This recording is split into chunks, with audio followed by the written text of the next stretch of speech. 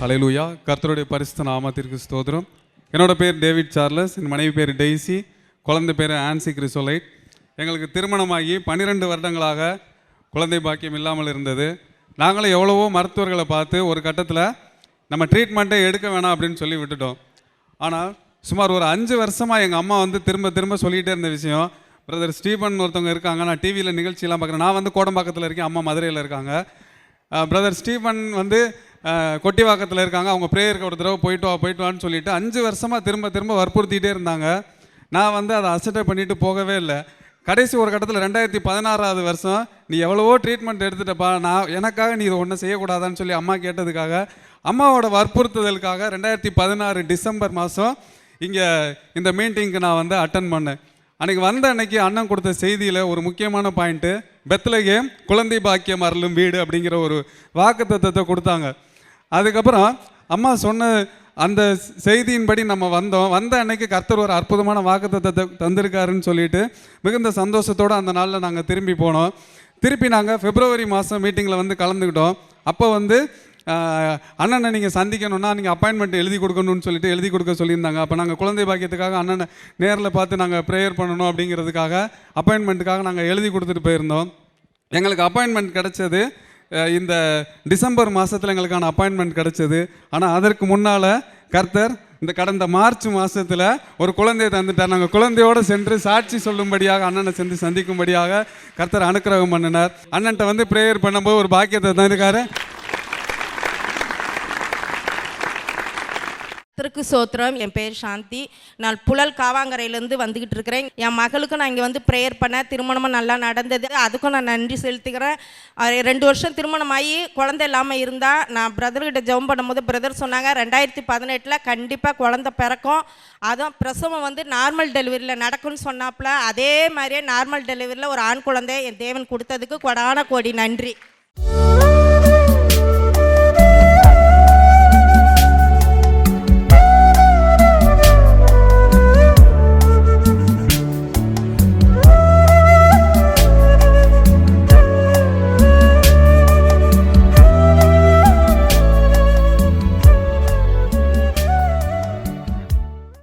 கிறிஸ்துவுக்குள் மிகவும் பிரியமான எனதருமை சகோதர சகோதரிகளே, நம்மை சிருஷ்டித்தவரும் நம்மை உண்டாக்கினவரும் நம்மை ஒருபோதும் மறந்து போகாதவருமாகிய இயேசு கிறிஸ்து வினையேற்ற நாமத்தினால உங்கள் எல்லாரையும் வாழ்த்தி ஆசீர்வதிக்கிறேன். நாமே எல்லாரும் சந்தோஷமாக இருக்கீங்களா? இன்றைக்கி ஆண்டவர் நமக்கு என்ன மங்கள வார்த்தை வச்சுருக்கிறாருன்னு எல்லாரும் ரொம்ப ஆவலோட பிரதர் வாயிலேருந்து ஆண்டவர் கோஷிக்கிறாரோ போட போகிறாரோ தெரியலையே அப்படின்னு வந்திருக்கிறீங்க. ஒரு அருமையான மங்கள வார்த்தை ஏசாயா 40:11 இப்படியாய் சொல்லுகிறது. எடுத்து வாசிக்கலாமா? மெய்ப்பனை போல தமது மந்தையை அவர் மேய்ப்பார், ஆட்டுக்குட்டிகளை தமது புயத்தினால் சேர்ப்பார், தமது மடியிலே சுமப்பார், கரவலாடுகளை மெதுவாய் நடத்துவார். 4 பிளஸ்ஸிங்ஸை கர்த்தர் இந்த ஒரு வசனத்திலிருந்து இன்றைக்கு நமக்காக ஆண்டவர் கொடுக்கிறார். 1, அவர் மேய்ப்பார். 2வது, நம்மை சேர்ப்பார். 3வது, நம்மை சுமப்பார். 4வது, நம்மை நடத்துவார்.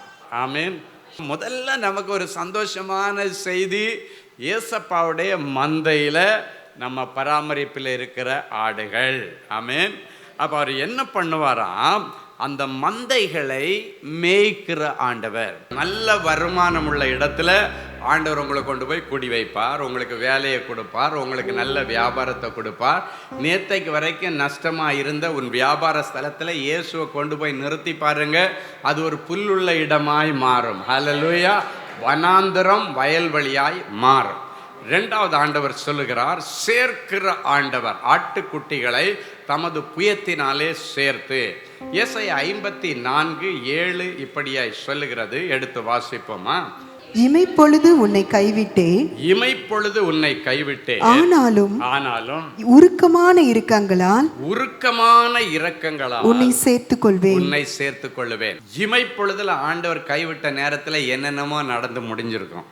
ஆனால் இன்னைக்கு ஆண்டவர் சொல்றாரு, இமைப்பொழுதிலே என் முகத்தை மறைத்தாலும் நித்திய கிருபையுடன் உனக்கு இறங்கி உருக்கமான இரக்கங்களினாலே உன்னை சேர்த்து கொள்ளுவேன் அப்படின்னு ஆண்டவர் சொல்றார். அப்படின்னா கைவிட்ட நேரத்தில் சிதறி ஓடிட்டீங்க, ஆண்டவருடைய கையை விட்டு ஓடிட்டீங்க, ஊரை விட்டே கூட நீங்கள் ஓடி இருக்கலாம். ஆனால் இன்னைக்கு சேர்க்கிற ஆண்டவர் அவர். கறவல் ஆடுகளை சேர்க்கிறது போல ஆண்டவர் சேர்க்கிறார். கோழி தன் குஞ்சுகளை ரெக்கைக்குள்ள கூட்டி சேர்க்கிறது போல அவர் இஸ்ரவேலை கூட்டி சேர்க்க ஆசையாயிருக்கிறவர் என்று வேதம் சொல்லுகிறார். நல்ல கவனிங்க, நமக்கு 6 அறிவு இருக்குது. இந்த கோழிகள்லாம் 5 அறிவு தான் இருக்கும், கரெக்டா? அந்த 5 அறிவு உள்ள அந்த கோழிங்க கூட மேலே பருந்து கழுகு பறக்குதுன்னு பார்த்தா தன்னுடைய குட்டிகள்லாம் கொக்கோ கொக்கோ கொக்கோட சத்தம் கொண்டு ஒரு சிக்னல் கொடுக்கும். அந்த சிக்னல் நமக்கு புரியாது, அந்த ஆட்டு குட்டிகளுக்கு, அப்படின்னா அந்த கோழி குஞ்சுகளுக்கு புரியும். நம்ம அம்மா ஏதோ ஒரு ஆபத்தில் நம்ம சுற்றிட்டு இருக்கோம், மேய்ஞ்சிட்டு இருக்கிறோம், நம்ம அம்மா கூப்பிட்றோம், அந்த கொக்கோ கொக்கோ கொக்குன்னு அவ்வளோதான் சொல்லும். உடனே அங்கங்கே கிடக்கிற அந்த கோழி குஞ்சுகள் எல்லாம் ஓடி வந்து இந்த தாய் கோழிக்கு ரெக்கைக்கு கீழே போய் உட்காந்துக்குவோம். அப்படியே மூடிட்டு ஒன்றும் தெரியாத மாதிரி உட்காந்துருக்கோம். அந்த பருந்து குஞ்சுகளை தேடி தேடி பார்த்துட்டு கடைசியாக குஞ்சுகளை காணணும், அது பறந்தே போயிடும். அல்லேலூயா. பாருங்க, அந்த சத்தம் கொடுத்த உடனே அதுக்கு எல்லாம் வந்து அந்த ரெக்கைக்கு கீழே அழகாக உட்காந்துருக்கேன். நீங்கள் எத்தனை பேர் இதெல்லாம் வில்லேஜில் இருக்கிறவங்க தான் பார்த்துருப்பாங்க, நாங்கள் எல்லாம் கண்ணால் பார்த்துருக்கோம். அப்படியே அந்த ஃப்ளைட்டில் அந்த இது அப்படியே ஓப்பன் ஆகிற மாதிரி, டோர் ஓப்பன் பண்ணுற மாதிரி சில காரில் எல்லாம், இப்போ உள்ள லேட்டஸ்ட் காரில், பெரிய விலை உயர்ந்த காரில் பார்த்தீங்கன்னா ரெக்கை அப்படியே தூக்கும். அதுக்கப்புறம் டோர் இப்படியெல்லாம் திறக்காது, டோரே ரெக்க மாதிரி இப்படி தூக்கும். உள்ள ஆள் உட்காந்தோடனே அப்படியே மூடிக்கும். அதே போல் நான் கவனமாக வாட்ச் பண்ணியிருக்கேன். பார்த்துங்க, அந்த கோழி குஞ்சுங்க பக்கத்தில் வந்தோடனே இந்த 2 ரெக்கையும் அப்படியே தூக்கும், இந்த இடத்த காலி பண்ணிக்கும். காலி பண்ணி இது 2 சைடில் உட்காந்தோடனே அந்த ரெக்கையை அப்படியே க்ளோஸ் பண்ணிடும். அழகாக உள்ளே இருக்கும். நீங்கள் எப்படி தேடி பார்த்தாலும் உங்கள் கண்ணுக்கு தெரியாது. அந்த நேரத்தில் பார்த்தீங்கன்னா இந்த ரெக்கை கூட அந்த இதழ்கள் இருக்கும் பாருங்கள், அந்த கோழியோட ரெக்கையில் உள்ள இதழ்கள் அப்படியே விரிஞ்சு கொடுக்கும். அது வரைக்கும் அப்படி சுருங்கி இருந்தாலும் அப்படியே விரிச்சுக்கணும். அப்படியே விரித்து கண்ணுக்கு தெரியாத அளவுக்கு அந்த குஞ்சியை கண்ணுக்குள்ளே வச்சு பாதுகாக்கிற மாதிரி பார்க்குறத பார்ப்பீங்க. அப்போ அந்த வசனத்தில் அழகாக சொல்கிறாரு, கோழி தன் குஞ்சுகளை ரெக்கைக்குள்ளால் கூட்டி சேர்க்கிறது போல எருசலேமே எருசலேமே உன்னை நான் கூட்டி சேர்க்க மனதாக இருந்தேன்னு ஆண்டவர் சொல்கிறார். இன்றைக்கி ஒருவேளை உங்கள் பிள்ளைங்க சண்டை போட்டுட்டு வீட்டை விட்டு வெளியே போயிருக்கலாம், நம்ம வேண்டான்னு போயிருக்கலாம், தன்னுடைய நண்பர்கள் தான் முக்கியம், தன்னுடைய ஆசைகள் இச்சைகள் தான் முக்கியம்னு சொல்லி உங்களை விட்டுட்டு ஓடி போயிருக்கலாம். இன்னைக்கு கோழி கொக்கோ கொக்கோ கொக்கோ கொக்குன்னு சொன்ன உடனே அது வந்து சேரும். ஆனால் இன்றைக்கி நீங்கள் ஆண்டவருடைய சமூகத்தில் வந்து இந்த வசனத்தை சொன்ன உடனடியாக இந்த வசனம் சொல்லுகிறது, அவர் ஆட்டுக்குட்டிகளை தமது புயத்தினால் சேர்த்து, ஆண்டவருடைய புயத்துக்குள்ளால் சேர்க்கிறது போல இந்த வார்த்தை நீங்கள் சொல்லும் பொழுது எந்த ஊரில் உன் பிள்ளை கோவிச்சிட்டு போய் இருந்தாலும் சரி, கர்த்தர் இந்த நேரத்தில் அவங்கள தொடுவார், அவங்கள கூட்டு வருவார். இதே சென்னை பட்டணத்தில் எனக்கு தெரிஞ்ச ஒரு குடும்பம், ஒரு தாயாரும் தகப்பனாரும் வந்து அழுதுட்டு சொன்ன காரியம் என்னென்னா, ஐயா பெரிய அரண்மனை மாதிரி வீடை வச்சுருக்கேன் ஐயா, ஆனால் என் பிள்ளை எங்ககிட்ட கோவிச்சுக்கிட்டு ஹாஸ்டலில் போய் தங்கிட்டு இருக்கிறான். வெளியூரில் ஹாஸ்டலில் இருந்தால் பிள்ளை வேலைக்கு போன இடத்துல தங்கிட்டு இருக்கான்னு நாங்கள் வெளியே சொல்லலாம். வெளியூரில் படிக்க போயிருக்கும்போது ஹாஸ்டலில் இருந்தாலும்னா வெளியூரில் படிக்க போயிருக்கா பிள்ளை, ஹாஸ்டலில் தங்கியிருக்கான்னு சொல்லலாம் ஐயா. ஆனால் உள்ளூரில் இருந்துட்டு என் பிள்ளை ஹாஸ்டலில் இருக்காங்கன்னு எப்படி ஐயா நான் சொல்ல முடியும்? எனக்கு எங்கள் அப்பாவுக்கு டெய்லி நைட்டானால் இதே மனசில் புலம்பிட்டே அந்த மனுஷனுக்கு ஹார்ட்டு வியாதியே வந்துருச்சு. தன் பிள்ளையை நினச்சி, தன்னுடைய மகளை நினச்சி அழுது ஒரு ஹார்ட்டு ப்ராப்ளம் வந்துருச்சு. ஆனால் அந்த கல்லான என் பிள்ளையுடைய இருதயம் அதை புரிஞ்சிக்கலையா, இன்னும் வரல, எவ்வளோ உங்கள் அப்பாவுக்கு இதனாலேயே நோய் வந்துருச்சுடி அப்படின்னு சொன்னால் கூட என் பிள்ளை அதெல்லாம் சட்டை பண்ணவே இல்லையா, எப்படியாவது என் பிள்ளை வந்து மறுபடியும் எங்கள் வீட்டுக்குள்ளால் எங்கள் கை கடக்கமாக அந்த பிள்ளை இருக்கணும் அப்படின்னு சொல்லி அந்த தாயின் தகப்பனை வந்து அழுதுட்டு வந்தாங்க. ஏன்னா பலர் பல விதமாக பேச ஆரம்பிச்சிட்டாங்க. அவள் வீட்டில் உள்ளூரில் இருந்துட்டு ஹாஸ்டலில் இருக்கிறதுனால ஒவ்வொருத்தரும் ஒவ்வொரு விதமாக பேச ஆரம்பிச்சிட்டாங்க. ஒரு கௌரவமான குடும்பம், எங்களுக்கு இதெல்லாம் தாங்கக்கூடிய சக்தி இல்லையா அப்படின்னு சொல்லிட்டு அழுதுட்டு வந்தாங்க. அப்போ ஆண்டவரிடத்தில் நான் ஒரே ஒரு வார்த்தை தான் சொன்னேன், ஆண்டவரே பொண்ணையோ பொருளையோ கேட்கல, பிள்ளைய தான் என்ப்பா கேட்குறாங்க, அதுவும் தன்னுடைய பிள்ளைய தானே கேட்குறாங்க. நீங்கள் நினச்சா ஒரு செகண்டில் தெற்கத்திய வெள்ளங்களை திருப்புகிறது போல் எங்கள் பிள்ளைகளுடைய இருதயத்தை நீங்கள் திருப்ப முடியும், நீங்கள் எப்படியாவது ஒரு அற்புதம் செய்தே ஆகணும் அப்படின்னு சொல்லி அந்த மகளுக்காக ஒரு சின்ன ஜெபம் பண்ணிவிட்டு, நீங்கள் என்ன பண்ணுவீங்களோ தெரியாது, இந்த தாய் வீட்டிற்குள்ளே ரெக்கைக்குள்ளால் வந்து அந்த பிள்ளைங்க எப்படி முன்னாடி இருந்தாலோ அதே போல் அந்த பிள்ளை வந்து அழகாக செட்டில் ஆக வைக்கிறது உங்கள் கடமை. என்ன தேடி அவங்க அடைக்கலப்பட்டதுக்கு வரல, உங்களை நம்பி வந்துட்டாங்கப்பா. நம்பினவங்களை கைவிடாத தேவன். இந்த பிள்ளையை எப்படியாவது கன்வின்ஸ் பண்ணி நீங்கள் கூட்டுட்டு வரணும். என்ன நடந்துச்சு தெரியுமா? திடீர்னு அன்னைக்கு நைட்டு அவளுக்குள்ளால ஒரு டிப்ரெஷன் ஆல்ரெடி இருந்துகிட்டே இருந்தா. அந்த டிப்ரெஷன் உச்சக்கட்டம் ஆகி அங்கே இருக்கிற கண்ணாடி டிவி ஹாஸ்டலில் எல்லாம் உடைக்க ஆரம்பிச்சிட்டாங்க. உடனே அங்கேருந்து இவளை யார் கொண்டு ஹாஸ்டலில் சேர்த்து விட்டாலோ ஃப்ரெண்டு, அவளுக்கு ஃபோன் பண்ணி அந்த ஹாஸ்டல் வார்டன் கூப்பிட்றாங்க. நீ தானே ஒரு பிள்ளையை சேர்த்துட்டோன்னா அங்கே அம்மா அப்பா அட்ரஸ்லேயே அங்கே இல்லை. இவளுக்கு ஒரு ரொம்ப க்ளோஸான ஒரு ஃப்ரெண்டு ஒருத்தங்க நம்பர் தான் இருக்குது.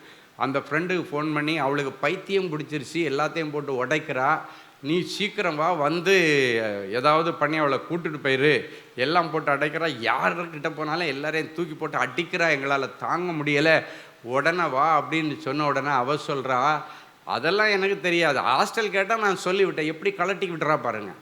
ஹாஸ்டல் ஏதாவது இருந்தால் சொல்லுன்னு சொன்னாங்க, நான் அவங்க ஹாஸ்டலில் கை காமிச்சு விட்டேன், அவ்வளோதான். அதுக்கப்புறம் இல்லை எனக்கு தெரியாது, நான் வர முடியாது. அதையும் இந்த பொண்ணு கேட்டுக்கிட்டு தான் இருக்குது.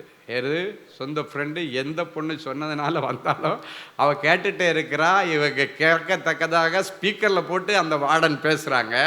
நான் எல்லாம் வர முடியாது, ஏதோ கை காமிச்சு விட்டேன்.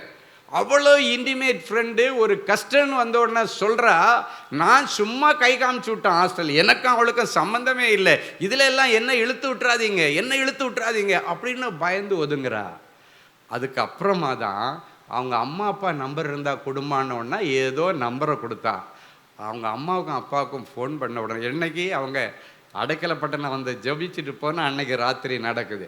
அவங்க அம்மாவும் அப்பாவும் அலறி அடிச்சுட்டு என் பிள்ளைக்கு என்ன ஆச்சுன்னு சொல்லிட்டு அப்பவும் அடைக்கலப்பட்டணத்துக்கு தான் ஃபோன் பண்ணிட்டு போகிறாங்க. நடுராத்திரி 12-1 மணிக்கு ஐயா வந்து பகலில் பார்த்துட்டு வந்தேன், இப்போ என்னென்னா பிரச்சனை முத்தி போச்சுன்றாங்க. அவங்க சில நேரங்களில் பிரச்சனை ஓங்கி வளர்ந்து தான் அதுக்கப்புறம் அடங்கும். ஆமேன். ஆமாம், அது அடங்கிறதுக்கு அடையாளம். ஆமேன். அப்போ அவங்க சொல்லி ஜெபம் பண்ணிட்டு போனாங்க. போய் பார்த்தாச்சுன்னா அங்கே போட்டு எல்லாம் பண்ணிட்டு முறுக்கிட்டு இப்படி கண்ணெல்லாம் இது பண்ணிட்டு இருக்கிறாங்க.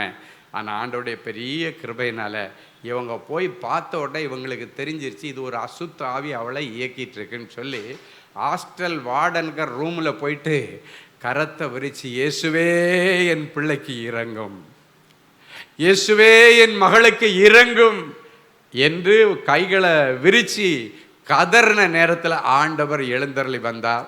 அப்படியே இயேசுவே என் மகளுக்கு இறங்கினோன்னு சுருண்டு விழுந்தா. எழும்பும்போது நார்மல் ஆகிட்டா. அம்மா, இதுக்கு மேலே நான் இங்கே இருக்க மாட்டேன், எனக்கு பயமாக இருக்குது, என்னை வீட்டுக்கு கூப்பிட்டு போங்க. சேர்க்கிற ஆண்டவர். சில நேரங்களில் உபத்திரவங்கள் உங்கள் பிள்ளைகளுடைய வாழ்க்கையில் வரும் பொழுது அது நன்மையில் போய் முடியும் என்பதையும் நீங்கள் மறந்து விடக்கூடாது. இந்த சேமம் எதுக்குன்னா, ஒரு குடும்பம் நல்லா இருக்கணும், அவங்க பிள்ளை குட்டிங்க நல்லா இருக்கணும் அப்படின்ற ஒரே காரணத்திற்காக உருவாக்கப்பட்டது தான் இந்த சேமம் கொடுக்க. இன்றைக்கும் ஒருவேளை கணவன் ஒரு பக்கம் மனைவி ஒரு பக்கம் சிதறி கிடந்தீங்கன்னா கூட்டி சேர்க்கிற ஆண்டவர் உங்களை கூட்டி சேர்ப்பேன் என்று சொல்கிறார். பிரிந்து போன குடும்பங்களை ஆண்டவர் ஒன்றாக இணைக்கும்படிக்கு சேர்க்கிற ஆண்டவர் இன்றைக்கு உங்களுக்காக இந்த இடத்துல எழுந்தருளி வந்திருக்கிறார். ஹல்லேலூயா. அவர் புல்லுள்ள இடங்களிலே மேய்க்கிறவர் மாத்திரமல்ல, சிதறி கிடக்கிற குடும்பங்களை ஒன்றாக கூட்டி சேர்த்து இனி ஒரே வீட்டில் இருந்து ஒரே தேவனை ஆராதித்து ஒரே ஆலயத்திற்கு போய் ஒரே தேவனுக்கு நீங்கள் நன்றி காணிக்கை செலுத்துகிற நாட்கள் இதோ வந்திருக்கிறது. ஹல்லேலூயா.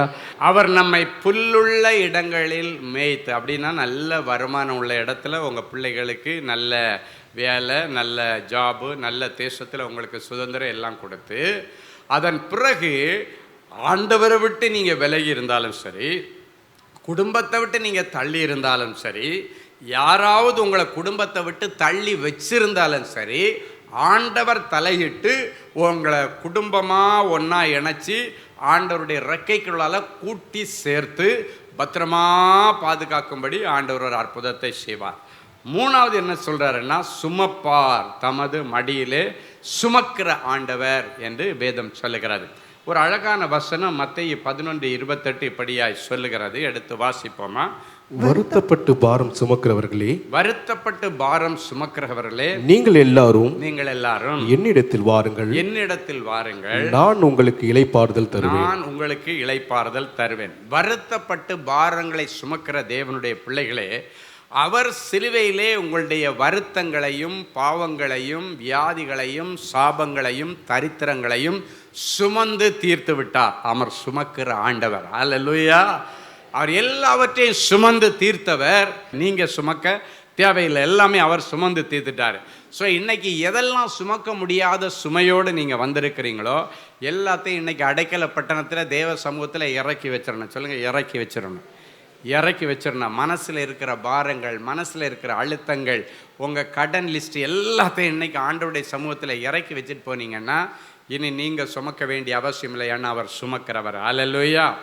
இன்னொரு வசனம் இருக்கிறது, அவர் உங்கள் பிள்ளைகளை இடுப்பில் சுமந்து மடியில் போட்டு வளர்த்து ஆளாக்குகிறான். ஒரு அழகான வசனம் இருக்குது. இப்போ எல்லாம் பிள்ளைங்களை பெற்றோர்கள் தூக்கிட்டு போகிறது பார்த்தீங்கன்னா கங்காரு பை மாதிரி ஒன்று இப்படி ஒரு பெல்ட் போட்டு அதில் தூக்கி கங்காரை இப்படி சுற்றிட்டு தூக்கிட்டு போகிற மாதிரி தான் இப்படி தூக்கிட்டு போவாங்க. தாய்மார்கள் தூக்கிட்டு போகிற பார்த்தீங்க கேட்டால் லேட்டஸ்ட்டு ஸ்டைலுன்னுவாங்க. ஆமீன். இல்லைன்னா ஒரு கூடை மாதிரி, மோசையை போட்ட கூடை மாதிரி ஒரு கூடை ஒன்று பண்ணி தனக்கும் பிள்ளைக்கும் சம்மந்தம் இல்லாத மாதிரி அந்த பிள்ளைய கூடையில் இப்படி தூக்கிட்டு போவாங்க. அந்த பிள்ளைய மார்பில் அணைச்சிங்கன்னா உன் சரீரத்தில் உள்ள ஹீட் அந்த பிள்ளைக்கு ஒரு சத்து. இன்றைக்கி அதெல்லாம் இல்லை. மார்பில் அணைச்சி தூக்கிட்டு போகிற கொஞ்ச நேரம் போகிறதுனா தூக்கிட்டு போவாங்க, இப்படி அணைச்சி வச்சுருப்பாங்க, கையில் வச்சுருப்பாங்க, இதெல்லாம் பண்ணுவாங்க. ஆனால் அந்த காலத்தில் எல்லாம் வீட்டுக்கு 8 பிள்ளைங்க 10 பிள்ளைங்க இருக்கும். அப்போ பார்த்திங்கன்னா தாய்மார்கள் பிள்ளைகளை ரிலீஸ் பண்ணிக்கிட்டே இருப்பாங்க. 1 வருஷத்துக்கு ஒன்று, 1.5 வருஷத்துக்கு ஒன்று இந்த குட்டி போடுற மாதிரி, இந்த பூனைக்குட்டி போடுற மாதிரி ரிலீஸ் ஆகிட்டே இருக்கும். எத்தனை பிள்ளைகளை தாய் இடுப்பில் தூக்கி சுமக்க முடியும்? நிறைய பிள்ளைங்க ஆயிடுச்சுன்னா சுமக்க முடியாது. அப்போ என்ன பண்ணோம், மூத்த பிள்ளைங்க கீழே உள்ள தங்கச்சி இடுப்பில் தூக்கிட்டாலே. சர்ச்சுக்கெல்லாம் போகும்போது பார்த்தீங்கன்னா 4-5 பிள்ளைங்க இருந்தேன்னா ஒரு அக்கா ஒன்றை இடுப்பில் தூக்கி வச்சுக்கோ, தம்பி ஒன்றை தூக்கி வச்சுக்குவோம், அம்மா ஒன்றை தூக்குவாங்க. இப்படி தான். அந்த காலத்துல எல்லாம் குடத்தில் தான் தண்ணி எடுக்க போக, குடம் எங்கே இருக்குன்னா இடுப்பில் தான் இருக்குது. அதனால தான் அந்த காலத்து பெண்களுக்கெல்லாம் இடுப்பு இப்படியே இல்லை. இன்னைக்கு யார் பார்த்தாலும் இடுப்பு வலி, கழுத்து வலி அப்படியே இருக்குது. பார்த்தீங்கன்னா இடுப்பில் குடத்தை வச்சுட்டு எங்கேயோ ஒரு இடத்துல தான் கிணறு இருக்கும். அந்த கிணத்துல போய் தண்ணி எடுத்துட்டு இடுப்பில் சுமந்துட்டு கிராமத்து பெண்கள் எல்லாம் வருவாங்க. அப்போ குழந்தைகளை சுமக்கும் போது அந்த காலத்தில் பார்த்தீங்கன்னா இடுப்பில் இப்படி வச்சுட்டு அப்படியே கையை வச்சுட்டு, இதுதான் ஸ்டாண்ட் பிள்ளைக்கு, இதை தாண்டி போகவே முடியாது. அயன் பார் மாதிரி அந்த கை இருக்கும். அப்படி வச்சுட்டு இடுப்பில் தூக்கிட்டு போகணும். இந்த சைடில் ஒன்று, இந்த சைடில் ஒன்று, 2 அணத்தை கக்கத்தில் எடுக்கிறதுன்னு சொல்லுவாங்க. அப்படி வச்சுட்டு அழகாக நடந்து போவாங்க. அந்த நாட்களில் தாய் தகப்பன் பிள்ளைகளுக்குள்ள ஐக்கியம் ரொம்ப ஸ்ட்ராங்காக இருந்து, அப்பா அம்மாவுக்கு வேண்டி பிள்ளைங்க உயிரே விட்டுருவாங்க. அப்படி ஒரு ஐக்கியம் இருந்துச்சு. இப்போ எல்லாம் பாஸ்கெட்டில் தூக்க ஆரம்பித்தோன்னா அப்போவே பிள்ளைய தனித்தனியாகவே நீங்கள் கொண்டு வர ஆரம்பிச்சிடுங்க. கங்காரு மாதிரி ஃப்ரெண்டில் ஒன்று தூக்கி அப்படி தொங்க விட்டுருவாங்க. இப்படி தான் இன்றைக்கெல்லாம் நிறைய பிள்ளைகள் ஆனால் பைபிள் என்ன சொல்லுது, தன் பிள்ளைகளை அவர் இடுப்பிலே சுமந்து, உன் பிள்ளைகள் என் இடுப்பிலே தூக்கி சுமக்கப்படுவார்கள் அப்படின்னு ஆண்டவர் சொல்றார். அந்த வசனத்தை படிமாளே. இடுப்பில் வைத்து சுமக்கப்படுவீர்கள், இடுப்பில் வைத்து சுமக்கப்படுவீர்கள், முழங்காலில் வைத்து தாளாட்டப்படுவீர்கள், முழங்காலில் வைத்து தாளாட்டப்படுவீர்கள். இந்த பைபிளில் இருக்கிற கல்ச்சர் எல்லாம் அந்த காலத்தில் வில்லேஜில் அழகாக இருந்து, நாங்கள் எல்லாம் வளரும்போது பார்த்தீங்கன்னா தொட்டில் எப்படி இருக்குன்னு தெரியுமா? இப்போ உள்ள தொட்டில் எல்லாம் வித்தியாசமாக இருக்குது. எல்லாம் பார்த்தாச்சுன்னா பந்தாவாக இருக்கும். அந்த காலத்தில் அவங்க அப்பா பயன்படுத்தின ஒரு முண்டு, இல்லைன்னாச்சுன்னா தாய் பயன்படுத்தின ஒரு சேலை, இதை எடுத்து 2 சைடை கட்டிட்டு இடையில ஒரு கொம்பு ஒன்று கொடுத்துருவாங்க. அழகாக குழி மாதிரி அப்படி இருக்கும். அதில் அந்த பிள்ளைய படுக்க போட்டுட்டு உத்தரத்தில் கயிறை தொங்கும், அப்படியே போட்டுட்டு ஒரு தொட்டில் ஒன்று பண்ணிடுவாங்க. அதில் அப்படியே போட்டு தட்டி விட்டாச்சுன்னா அது பாட்டுக்கு ஊஞ்சல் ஆடுற மாதிரி ஆடும், அப்படியே ஆடும். அதில் அந்த தாயினுடைய சேலையினுடைய வாசம் அந்த பிள்ளைக்குள்ளால ஒரு அன்பை கொடுக்கும். தன் தகப்பனுடைய வேட்டி அந்த பிள்ளைக்குள்ளால ஒரு ஆசீர்வாதத்தை கொடுக்கும். அப்படி தான் வச்சாங்க. அப்போ பார்த்தீங்கன்னா தலை ஷேப்பெல்லாம் வித்தியாசமாக இருக்காது. அந்த முண்டில் தொங்க விட்டிங்கன்னா பார்த்தீங்கன்னா அது இப்படி ஸ்கொயராக எல்லாம் இருக்காதுல்ல. இந்த இடத்த அமைக்கி பிடிச்சிக்கும், இந்த இடத்த அமைக்கி பிடிச்சிக்கும். அதில் படுக்க வைக்கும் பொழுது தலை அழகாக ஒரு நல்ல ஷேப்பாக வந்துடும். அழகாக அப்படி போட்டு தான் தொட்டில் போட்டு தாளாட்டுவாங்க. அப்படி இருக்கும். இன்னும் சொல்ல போயாச்சுன்னா சில நேரங்களில் பால் கொடுத்துட்டு எங்கள் அம்மா எல்லாம் அப்படி சப்பக்கடையர்னு கீழே உட்காந்துருவாங்க. உட்காந்துட்டு 2 காலை நீட்டிடுவாங்க. இன்றைக்கி சகோதரிகளுக்கு உட்காந்து காலி நீட்டவே முடியலை, உட்கார முடியல. உட்காந்தா இவங்களை எழுப்புறதுக்கு 3 பேர் வேணாம், எப்பா தூக்கி விடுங்கன்னுவாங்க. அந்த காலத்தில் அப்படியெல்லாம் இல்லை. அழகாக பைபிளில் இருக்கிறது தான் அந்த காலத்தில் நாங்கள் பார்த்தோம். எங்கள் வயசில் எல்லாம் அப்படியே உட்காந்துட்டு 2 காலுக்கு இடையில் பிள்ளைய படுக்க வச்சுருவாங்க. எங்கள் டெரல் மோனையெல்லாம் அப்படி தான் நான் படுக்க வச்சுருக்கேன். எனக்கு நல்ல ஞாபகம் இருக்குது. நானே சில நேரங்களில் அப்படி போட்டுட்டு இந்த காதில் லேசாக எப்படி தடவி கொடுப்பேன் டெரிலுக்கு. இன்னைக்கு பாருங்கள், அவனுக்கு 2 பிள்ளைங்க இருக்குது. அப்படியே வச்சுட்டு இப்படி காலில் போட்டுட்டு இந்த 2 காலையும் அப்படியே அசைப்போம். ஃபெதர் டச் மாதிரி அப்படியே அசையும் போது அந்த அசைவில் நம்ம காலில் உள்ள சூட்டில் அழகாக அந்த பிள்ளைங்க தூங்க. அதில் ஒரு சூடு இருக்கும், அந்த வெப்பம்னு சொல்லுவாங்க. அது ஒரு அபிஷேகம், தாய் தகப்பனிடத்துலேருந்து கிடைக்கிற அபிஷேகம். அப்படியே அசைச்சேன்னா டெரில் தூங்குவான் பாருங்க, அப்படி அசந்து தூங்குவான். அல்லேலூயா. ஆமாம், அப்படி தான் பிள்ளைகளை வளர்த்தோம். அப்படின்னா அது வசனம். உன் பிள்ளைகள் என் காலிலே முழங்காலிலே தாளாட்டப்படுவார்கள். அப்படின்னா முழங்காலில் அந்த பிள்ளைகளை போட்டு உங்கள் உடம்புல உள்ள ஹீட் அந்த பிள்ளைகளுடைய முதுகில் பட அந்த கால்கள் அசையும் பொழுது அவ்வளவு அசந்து பிள்ளைங்க தூங்கும். அதோட ஒரு பாசம் அந்த பிள்ளைகளோடு கூட ஒட்டிக்கொள்ளும், அந்த ஹீட்டோட ஒரு பாசம் ஒட்டிக்கொள்ளும். அது பைபிளில் இருக்கிறது. என் காலிலே முழங்காலிலே அவர்கள் தாளாட்டப்படுவார்கள், என் இடுப்பிலே தூக்கி சுமக்கப்படுவார்கள். இன்றைக்கி நான் அடிக்கடி சின்ன பிள்ளைகளை ஜெபிக்க கொண்டு வரும்பொழுது நான் இந்த மாதிரி ஸ்பெஷல் வசனங்களை எல்லாம் சூப்பராக என்ஜாய் பண்ணி சொல்லி ஜெபம் பண்ணேன். ஆண்டவரே, இந்த பிள்ளையை இப்போ நான் கையில் எடுத்து வச்சு ப்ளஸ் பண்ணுறேன். வசனத்தின்படி இந்த பிள்ளையை தூக்கி உங்கள் இடுப்பில் வைக்கிறேன். இயேசுவாமியுடைய இடுப்பு எவ்வளோ அழகான இடுப்பு. ஹல்லேலூயா.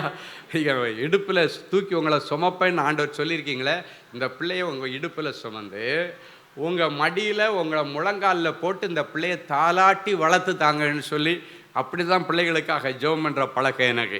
இன்றைக்கி ஆண்டவர் சொல்கிறாரு, உன்னை சுமக்கிற ஆண்டவருடைய இடுப்பில் சுமப்பார். தகப்பன் தன் பிள்ளையை தோள் மேலே சுமக்கிறது போல தோள் மேலே, ஆண்டவருடைய தோள் மேலே உன்னை சுமப்பார். அவர் சுமக்கும் பொழுது உன்னுடைய சுமைகள் எல்லாம் இறங்கி போயிடும். ஹல்லேலூயா, ஹல்லேலூயா. சொந்த வீட்டிற்காய் காத்திருக்கிற பிள்ளைகளுக்கு சொந்த வீட்டை தார். ஆண்டவரே, என் பிள்ளைகள் யார் எனக்கு இன்னும் நல்ல காரியம் நடக்கலேன்னு வந்திருக்கிறான். திருமண காரியங்களில் இருக்க தடைகளை உடைச்சி சேமமாய் பிள்ளைகளுடைய வீட்டு திருமணங்கள் நடக்கட்டும். ஒரு குறிப்பிட்ட வயதாகி இன்னும் பெரிய பிள்ளை ஆகலேன்னு கண்ணீரோடு வந்திருக்கிற தாய், இன்றைக்கு அவங்க பிள்ளைக்கு நல்ல செய்தியை கேட்க கர்த்தர் உதவி செய்வீரார். கர்த்தருக்குள்ள பலப்பட்டு ஓட என் பிள்ளைகள் தீர்க்காயுசோடு வாழும்படி மனதார என் பிள்ளைகளை நான் ஆசீர்வதிக்கிறேன். அவர்கள் கொடிய பெருகட்டும். கர்த்தர் பெரிய காரியங்களை செய்வீராக. துதி கன மகிமை எல்லாவற்றையும் ஒருவருக்கே செலுத்துகிறோம். மீட்பரும் இரட்சகருமான இயேசு கிறிஸ்துவின் நாமத்தில் வேண்டுகிறோம். எங்கள் ஜெபங்கேளும் நல்ல பிதாவே, ஆமென். Genesis Creations Media Academy, certification in media technology. Our course includes videography, photography,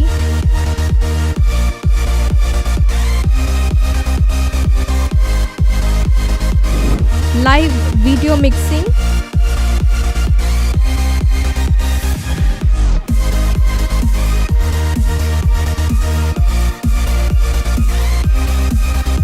Photoshop,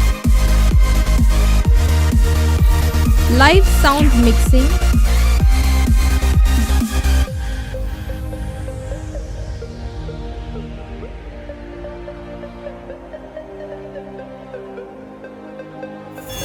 drone cinematography,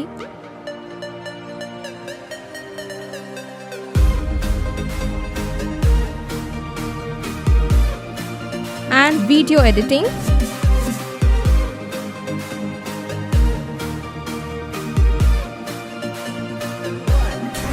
Praise the Lord.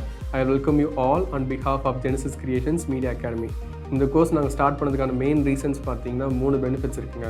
First benefit பார்த்தீங்கன்னா இந்த கோர்ஸ் வந்து ஜஸ்ட் 3 months கோர்ஸ் தான். நீங்கள் 3 months இந்த கோர்ஸை நீங்கள் படித்து முடிச்சிடலாம். செகண்ட் பெனிஃபிட் பார்த்தீங்கன்னா இது வந்து ரொம்ப காஸ்ட் எஃபெக்டிவ். ஸோ நீங்கள் ஈஸியாக அஃபோர்ட் பண்ணி இந்த கோர்ஸை நீங்கள் படித்து முடிக்கலாம். மூணாவது பார்த்தீங்கன்னா இங்கே வந்து professional teaching with professional equipments கொடுக்குறோம். ஸோ நீங்கள் ஃப்யூச்சரில் எங்கேயாவது போய் ஜாப் ஜாயின் பண்ணாலும் சரி, இல்லை நீங்கள் வந்து பிஸ்னஸே ஆரம்பித்தாலும் சரி, அந்த ப்ரொஃபஷனல் எக்யூப்மெண்ட்ஸை ஹேண்டில் பண்ணுறதுக்கான ப்ரொஃபஷனல் ட்ரைனிங் நாங்களே உங்களுக்கு கொடுத்துருவோம். ஸோ நீங்கள் கோர்ஸ் முடிச்சுட்டு வெளியே போகும்போது உங்களுக்கு ஜாப் கைடன்ஸ் அண்ட் இன்டர்ன்ஷிப் நாங்களே கொடுத்துருவாங்க. ஸோ இதுக்கும் மேலே உங்களுக்கு ஏதாவது டீட்டெயில்ஸ் வேணும்னா நீங்கள் ஸ்டாஃபை காண்டாக்ட் பண்ணலாம். உங்களுக்கு எல்லா டீட்டெயில்ஸும் கொடுப்பாங்க. வாங்க நம்ம கிளாஸ் ரூமில் சந்திக்கலாம். தேங்க்யூ.